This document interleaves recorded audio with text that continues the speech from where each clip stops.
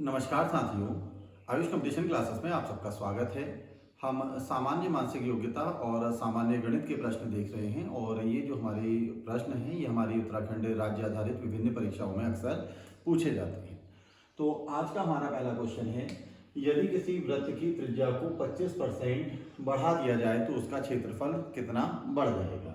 तो एक फॉर्मूला तो इसका ये है कि आपको लिखना है x plus Y plus X Y upon 100।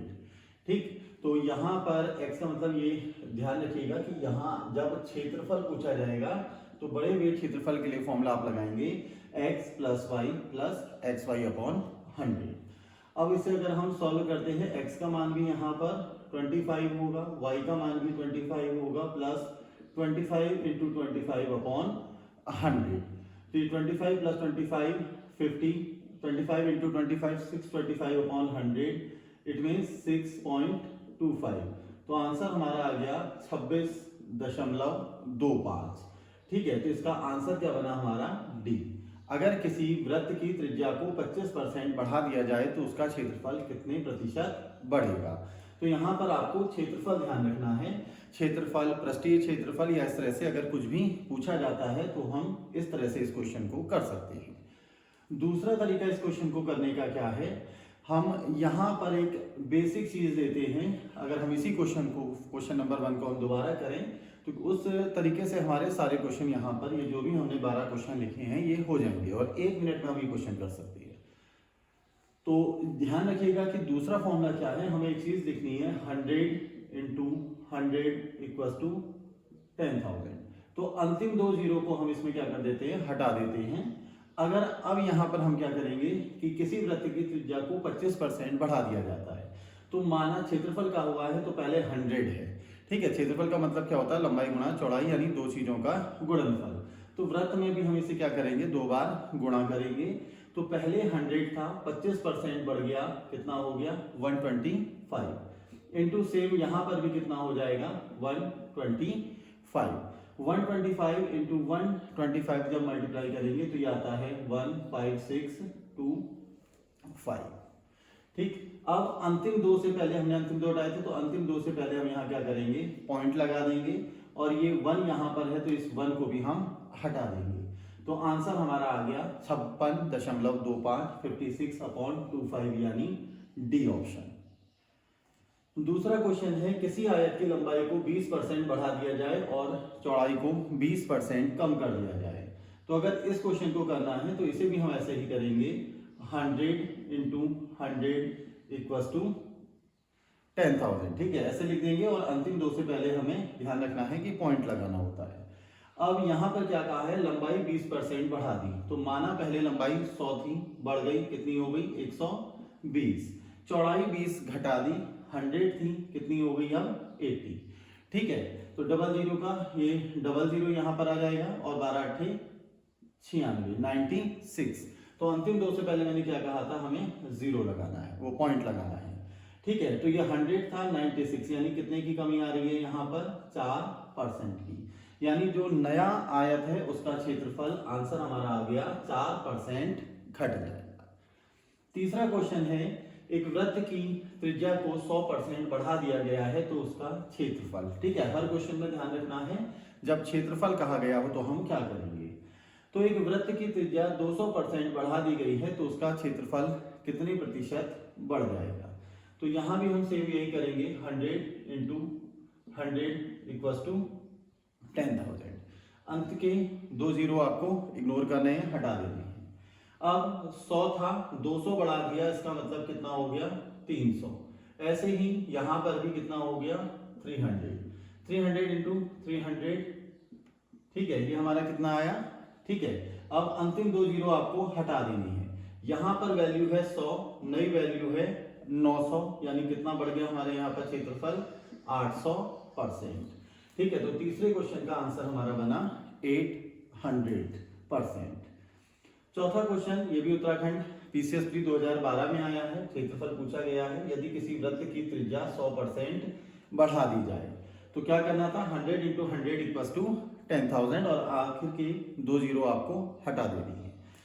तो 100% बढ़ा दी जाए, यानी 100 हमारे पास पहले से है, अब कितना हो गया 200, दूसरा भी 200, 200 इंटू 200 इक्वल टू कितना बना ये हमारा, ठीक है। अंत के 2 जीरो आपको हटा देनी है, ठीक है। 100 हमारे पास पहले से है, नई वैल्यू होगी 400, दोनों में अंतर कितने का आया 300 का।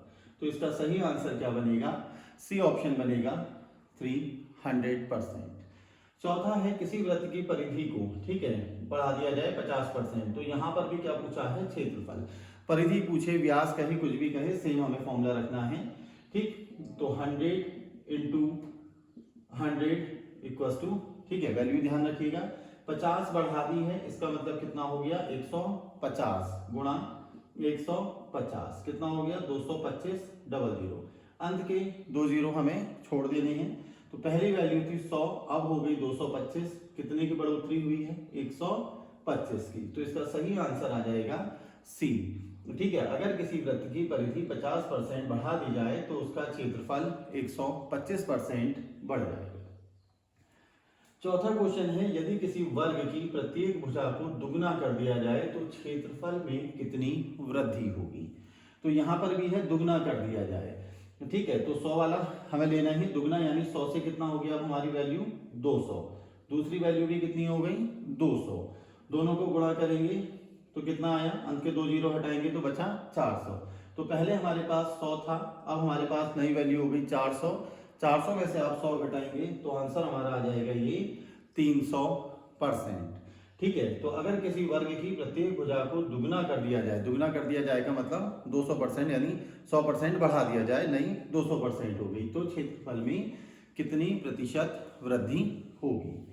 नेक्स्ट, एक घन के प्रत्येक कोण को 50% बढ़ा दिया जाए तो पृष्ठीय क्षेत्रफल, ठीक है। तो क्षेत्रफल के लिए मैंने यही बताया 100 गुणा 100, ठीक है, और 10,000, अंत के 2 जीरो हटा दीजिए। अब 50% बढ़ा दिया जाए तो 100 से बढ़ के कितना हो गया 150, 150, 15 गुणा 15 225 डबल जीरो, अंत के 2 जीरो आपको हटाना है। तो यहाँ पर वैल्यू है 100, यहाँ पर वैल्यू है 225, 225 में से आप 100 घटाएंगे तो हमारा आंसर यहाँ पर निकल के आएगा 125%।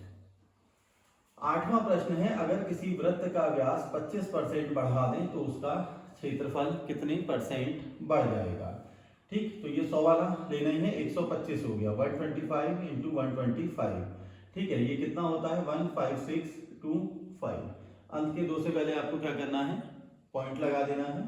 तो 100 में से जब 156.25 में से इस 100 को आप माइनस करेंगे तो वैल्यू कितनी आएगी 56.25।